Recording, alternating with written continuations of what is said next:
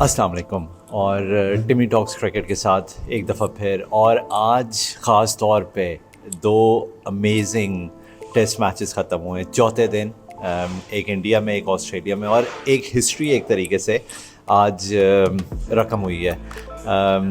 Specially बात शुरू करूँगा वेस्ट इंडीज़ और ऑस्ट्रेलिया के टेस्ट मैच से साइमल्टेनियसली, जहाँ पे इंग्लैंड और इंडिया का हैदराबाद में टेस्ट मैच शुरू हुआ, वहीं पे ऑस्ट्रेलिया और वेस्ट इंडीज़ का गैबा के अंदर दूसरा टेस्ट मैच खेला जा रहा था। पहला टेस्ट मैच ऑस्ट्रेलिया ने जीता, दूसरा टेस्ट मैच जो है वो शुरू हुआ और ऑस्ट्रेलिया ऑब्वियसली अपने ग्राउंड में और ख़ास तौर पे वेस्ट इंडीज़ की टीम जो वर्ल्ड कप के लिए भी नहीं क्वालिफाई कर पाई थी, कोई इस मैच के ऊपर कोई ज़्यादा फोकस नहीं था, लोग इस मैच को ज़्यादा कोई इंटरेस्टेड नहीं थे क्योंकि ऑस्ट्रेलिया अपने कंडीशंस के अंदर बहुत स्ट्रॉन्ग है।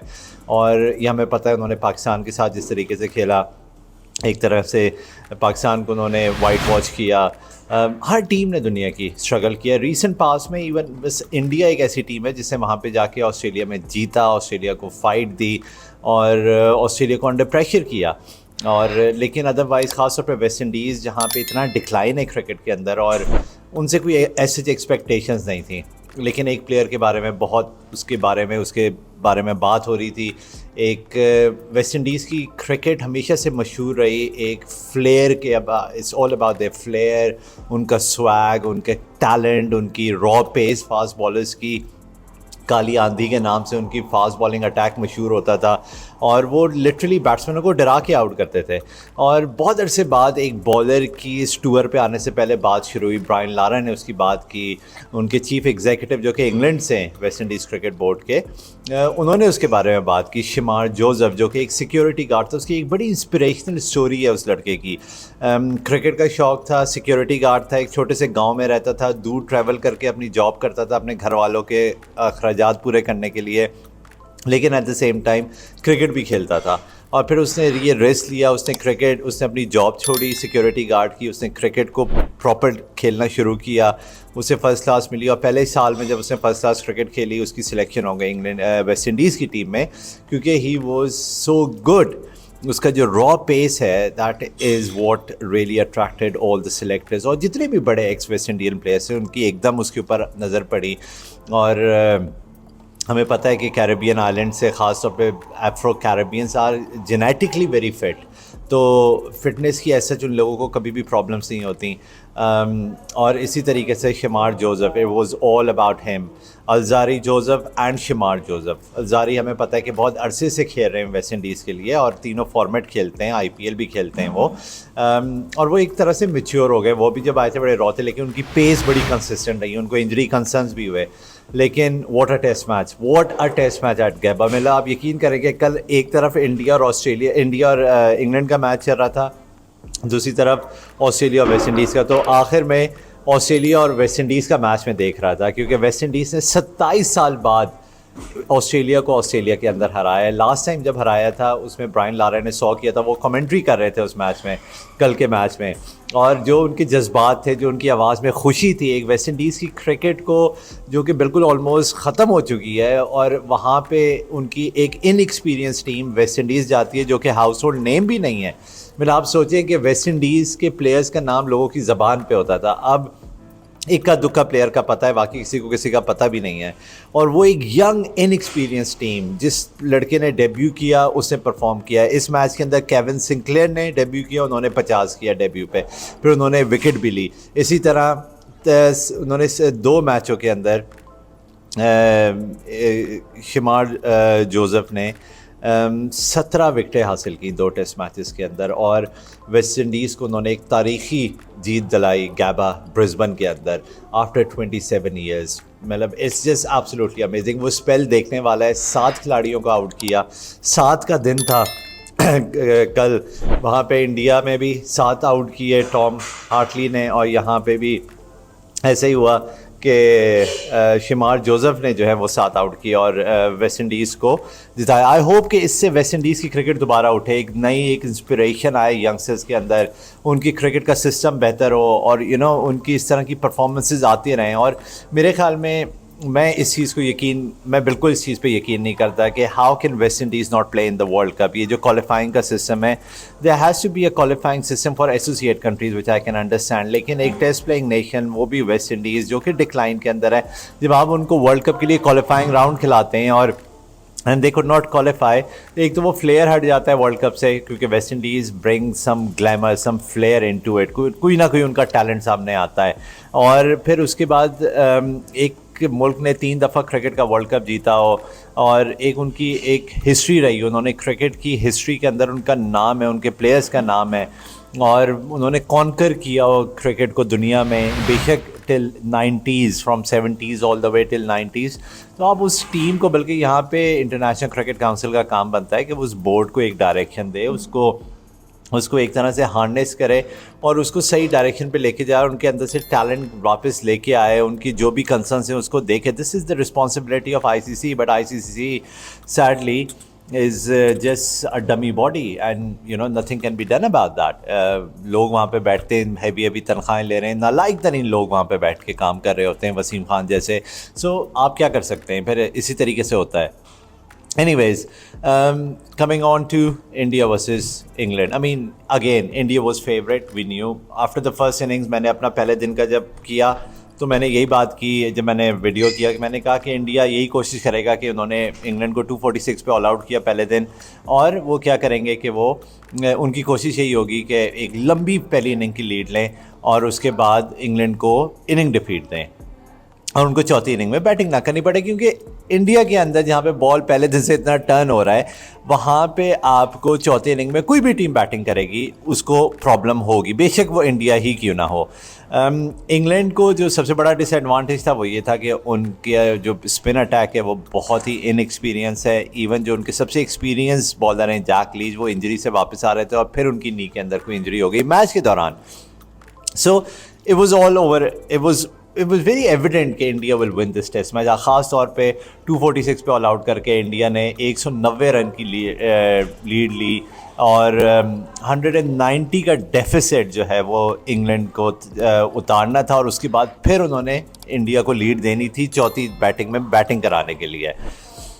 ओली पॉप बहुत ज़्यादा क्रिटिसिज्म हुआ, बड़े हैवी हैंड से वो खेले, उन्होंने बॉल को बड़ा पुश किया पहले इनिंग के अंदर और ख़ास तौर पे केविन पीटरसन ने उनके ऊपर बहुत ज़्यादा क्रिटिसिज्म किया, जबकि वो उन्हीं की काउंटी से भी खेलते रहे। केविन ने आखिरी अरसा अपना सरे से खेला और ओली जो है वो सरे से खेलते हैं, लेकिन वो मेरे ख्याल में एक अच्छा क्रिटिक था। मेरे ख्याल में आई एम श्योर कि केविन पीटरसन ने ओली पॉप से इस बारे में बात भी की होगी, क्योंकि मुंबई में हमें याद है कि केविन पीटरसन की एक यादगार इनिंग जो उन्होंने खेली और इंग्लैंड को जो टेस्ट मैच जिताया था जहाँ पे उन्होंने भी सेंचुरी की थी, तो वो इस एक्सपीरियंस को उन्होंने यकीनन उससे शेयर किया होगा और उसी एक्सपीरियंस की बुनियाद के ऊपर उन्होंने ये बात की कि ओली पॉप जो है वो बहुत ज़्यादा हैवी हैंड के साथ, बहुत सख्त ग्रिप के साथ खेल रहे हो। इतनी टर्निंग विकेट पे आप इस तरीके से नहीं खेल सकते, या तो आपका एज हो जाएगा या आप LBW या सिली पे आउट हो सकते हैं। और मेरे ख्याल में ओली पॉप ने उस चीज़ को यकीनन उस बात को सुना होगा। दूसरी तरफ ओली पॉप इस बात ख़ास तौर पे जो ओली पॉप ने इनिंग खेली, I mean he is unlucky कि उन्होंने 200 नहीं कर सके, 196 पे वो आउट हो गए, लेकिन ओली पॉप जो है वो इस वक्त इंग्लैंड में Ollie is the Pope right now. England का जो पोप है वो इस वक्त ओली है। मतलब इंग्लैंड के जो बड़े बड़े एक्सपर्ट्स हैं, मैंने वो इनिंग खुद देखी और लाइव देखी और फिर मैंने उसके बाद उसकी हाइलाइट्स भी देखी जो इनिंग खेली ओली पॉप ने। Without a doubt, I mean even England के ex captains, ex former players सब ये बात कर रहे हैं इस वक्त के this has to be one of the best inning by an English player overseas, especially in Asian conditions. I mean, जिस अंडर प्रेशर में उसने वो इनिंग खेली है, जिस जो मेथड था उसकी बैटिंग के अंदर, जिस कॉन्फिडेंस के साथ उसने वो बैटिंग किया है, वो जस्ट एब्सोल्युटली ट्रिमेंडस। वो बैटिंग सब यंगस्टर्स को और जो भी क्रिकेट के फ़ैन हैं उनको वो बैटिंग, उसकी इनिंग ज़रूर देखनी चाहिए। 190 का डेफिसिट उतारता है इंग्लैंड और फिर 230 की लीड देता है और उसके साथ जो ऊपर से, जबकि इंग्लैंड का बैटिंग ऑर्डर जल्दी आउट हो जाता है, लेकिन वहाँ पे ओली पॉप की जो पार्टनरशिप लगती है ख़ास तौर पे बेन फोक्स के साथ, जिन्होंने 30 आउट किया, फिर Rehan Ahmed youngster right arm leg spinner batsman, it's very I mean I don't know कि वो बेहतर बैट्समैन है या बेहतर बॉलर है, मेरे ख्याल में he is not a finish article in bowling, he is a better batsman than a bowler. उनकी बॉलिंग के अंदर ऑब्वियसली कुछ टेक्निकल फ्लॉज है जो आई एम श्योर इंग्लैंड की मैनेजमेंट उसको चीज़ को देख रही होगी, खासतौर पर उनका जो लेफ्ट हैंड है वो बिल्कुल नहीं खुलता बॉल करते हुए, और एक जगह पे वो बॉल नहीं करते, वो बहुत ज़्यादा उनके पास maybe googly, he is young, he's energetic, maybe he's inexperienced, obviously he is, और इतनी काउंटी क्रिकेट भी उसने नहीं खेली हुई थी, but he is a tremendous talent and he is from Nottingham, so even though वो काउंटी क्रिकेट अपनी लेस्टर से खेलता है, सो यू नो उसको मेरे ख्याल में इंग्लैंड उसको ग्रूम करेगा, it will take time. Leg spinners की जो मेच्योरिटी होती है वो बहुत टाइम लेती है, the teams have to be very patient with them, and specially आप हमें आदिल रशीद को अगर देख लें, बहुत अरसा उन्होंने इंग्लैंड से खेला, लेकिन आखिर में अब अगर आप उनके आखिरी 5-6 साल देखें, so he has really matured now, उनका बॉल अच्छी जगह गिरता है, उनके एक्शन के ऊपर उनको कंट्रोल आ गया है। मेरे ख्याल में जो सबसे इंपॉर्टेंट चीज़ होती है राइट आर्म लेग स्पिनर के लिए वो उनका एक्शन होता है, और अगर जहाँ पे उनका एक्शन, उनको एक कंप्लीट एक्शन मिल जाए और उसके ऊपर उनको कंट्रोल आ जाए, उनकी जो मोटर स्किल्स होते हैं, जो मूवमेंट होती है आर्म्स की और बॉडी की और लैंडिंग और उसके बाद फॉलो थ्रू और उसके बाद जो लूप देना है, जो फ्लैट करनी है, क्योंकि गुगली भी करनी है आपने, लेग ब्रेक भी करनी है, फ्लिपर भी करना है, तो इस सब चीज़ों के साथ ये बहुत एक मुश्किल आर्ट है लेग स्पिन। तो उसके लिए जो भी प्लेयर्स होते हैं उनको बड़ा टाइम लगता है, उनकी maturity period is longer than a normal off spinner या लेफ्ट आर्म ऑर्थोडॉक्स है। सो मेरे ख्याल में इंग्लैंड को इस चीज़ की रियलाइजेशन है, they have identified Rehan Ahmed as the future right arm leg spinner, and I am sure he will groom and he will flourish and he will perform for England with the passage of time. जितना वो खेलते रहेंगे उनकी maturity आती रहेगी। England ने उनको white ball cricket में भी इंडक्ट किया है, विच इज़ रियली गुड, और वो उससे बेहतर ही होते जाएंगे। He is a tremendous batsman, he is a tremendous fielder, the guy is a proper athlete. So England has found a gem in Rehan Ahmed, और उनके जो भाई हैं वो इंग्लैंड के लिए अंडर 19 का वर्ल्ड कप खेल रहे हैं इंग्लैंड में off spinner. He again looks absolutely brilliant, मैंने थोड़े बहुत हाइलाइट्स देखी है उनकी, is playing for England off spinner. Farhan Ahmed, that's what his name is, absolutely brilliant, दूसरा भी करते हैं वो। So England is now blessed with these spinners which are coming through the ranks, and अभी वो बशीर की बात हो रही है, जिनको अभी जो इंग्लैंड के स्क्वाड के अंदर है, वो पहले टेस्ट में नहीं पहुंच सके क्योंकि उनके वीज़ा का इशू हो गया, और अब वो भी ज्वाइन करेंगे। उनकी बहुत तारीफ सुनी है, समरसेट से उन्होंने सिर्फ 4 या 5 फर्स्ट क्लास मैच खेले हैं, he is been inducted into the England team. और ये इंग्लैंड टीम, ये जो नया इंग्लैंड का सेटअप है, बेन स्टोक्स, रॉब की और ब्रेंडन मैकलम का, they not afraid to take big decisions, they are playing a different brand of cricket. लेकिन यहाँ पे जो सबसे इंपॉर्टेंट चीज़ है वो कहने की ये बात है कि अपनी कंडीशंस में इससे पहले बैस बॉल, जो इंग्लैंड की नई अप्रोच है टेस्ट मैच क्रिकेट के ऊपर, बहुत एग्रेसिव अप्रोच, और कहीं कभी कभार इतनी एग्रेसिव कि उनके मैडनेस में कोई मेथड नहीं नज़र आता। लेकिन इस दफ़ा ये एक नया एक चैप्टर बैस बॉल के अंदर हमें नज़र आया है, और ख़ास तौर पे ये बैस बॉल का एक नया एक रूप नज़र आया है कि उसके अंदर उन्होंने थोड़ी बहुत मेच्योरिटी दिखाई है, कंडीशंस के हिसाब से खेले, एग्रेसिव खेले, they were aggressive in their approach, runs को रोक नहीं रहे थे। रिवर्स स्वीप आपने देखी, अगर आप ओली पॉप की इनिंग्स देखें, जिस तरीके से उसने रिवर्स स्वीप खेली, जिस तरीके से उसने रिवर्स पैडल स्वीप खेला अपने सर और स्लिप की, अपने कीपर और स्लिप के ऊपर से स्पिनर्स को, इतनी टर्निंग ट्रैक के ऊपर, इट वाज एब्सोल्युटली अमेजिंग। मतलब किस मेथड के साथ गया है इंग्लैंड ने एक अनऑर्थोडॉक्स बैटिंग की है, और इंडिया के बॉलर्स के पास, इंडिया के कप्तान के पास उसका जवाब ही नहीं था, और ओली पॉप ने उसको जिस तरीके से एग्जीक्यूट किया, वो that was just absolutely brilliant. वो बैटिंग ज़रूर आप देखें। Anyways, India come in to bat on the 4th inning again. 4th inning में इंडिया में बहुत मुश्किल होता है बैटिंग करना, जहाँ पे पहले दिन से बॉल ब्रेक हो रही हो। मेरे यहाँ पे मैं एक चीज़ मेंशन करता रहा हूँ, जिससे इससे पहले कि मैं इंडिया की 4th इनिंग की बात करूँ। हमने देखा कि इंडिया ने इंग्लैंड को 246 पे ऑल आउट किया पहली इनिंग के अंदर, लेकिन उसके अंदर हुआ ये कि इंडिया को ये पता था कि नई फ्रेश पिच है, उसके ऊपर उन्होंने थोड़ा सा बॉल को तेज़ ब्रेक किया। इंग्लैंड जब बॉलिंग करने आया पहले इनिंग के अंदर, तो इंग्लैंड वो पेस पकड़ नहीं सका कि किस पेस के ऊपर या तो हम तेज़ करें, क्योंकि जब विकेट फ्रेश थी, और अश्विन और जडेजा को अगर आप देखें, उन्होंने बहुत तेज़ बॉल को टर्न किया, और वो इंग्लैंड उस पर स्ट्रगल कर गया। लेकिन यही चीज़ है कि इंग्लैंड बहुत जल्दी अपनी चीज़ को, कंडीशंस को, अपनी अप्रोच को एकदम दोबारा से एनालाइज करता है, रिविजिट करता है और वो नई अप्रोच बनाते हैं और उसको जाके एग्जीक्यूट करते हैं. This is what McCullum and Ben Stokes have done. और वो अब प्लेयर्स को फ्रीडम देते हैं उनको एक्सप्रेस करने के लिए. Failure is not even considered over here. अगर आप ट्राई करते हुए अपने एग्जीक्यूट करते हुए आउट हो जाते हैं, so what. This is the approach that England, this leadership of England has given to this players. सो उसने वो खौफ निकाल दिया इंग्लैंड के अंदर से.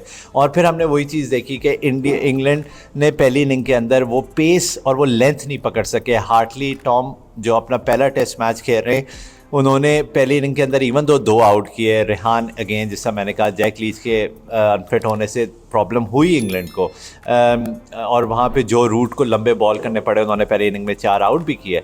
लेकिन दूसरी इनिंग के अंदर हार्टली को अगर आप देखें, जब विकेट बहुत ज़्यादा ब्रेक हो गया, मतलब विकेट टूटना शुरू हो गया. ज़ाहिर है विकेट जब चौथा दिन का खेल हो रहा हो और जहाँ पे पहले दिन से बॉल ब्रेक हो रही हो, वहाँ पे विकेट मुश्किल से मुश्किल ही होती जाती है. लेकिन बॉलर्स को, स्पिनर्स को यहाँ पे ये फाइंड आउट करना है कि क्या लेंथ होनी चाहिए, किस पेस से हमने बॉल करना है, किस लूप के साथ करना है, फ्लाइट के साथ करना है, फ्लैट करना है, नए बॉल से किस तरह करना है.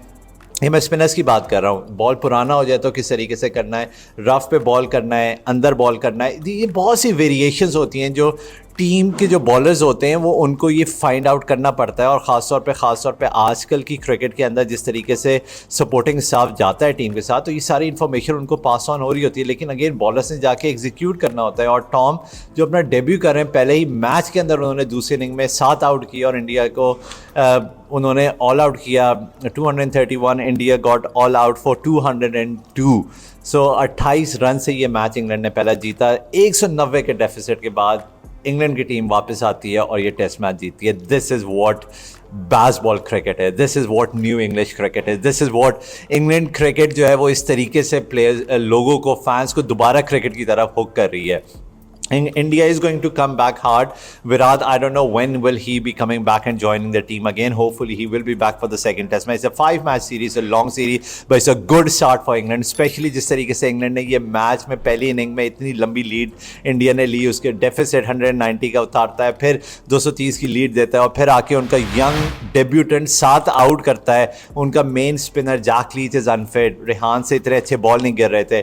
सो on his own he won the game for England. और ओली पॉप 196 की इंग्लैंड के बैट्समैनों की, इंग्लैंड की तारीख के बैट्समैनों की overseas, this has to be one of the best innings. और सबको ये इनिंग देखनी चाहिए. मॉडर्न डे क्रिकेट की ये एक एग्जाम्पल है किस तरीके से उसने अनऑर्थोडॉक्स शॉट्स खेले हैं और उस मुश्किल विकेट के ऊपर 196 खेला है, which is unheard of from an England player, from an English और an Australian player to go on such a turning track against a world class spinners to go and score 196. The third inning is absolutely unheard of, but that's the confidence, that's the flair, that's what the mindset shift or change in this new England setup is.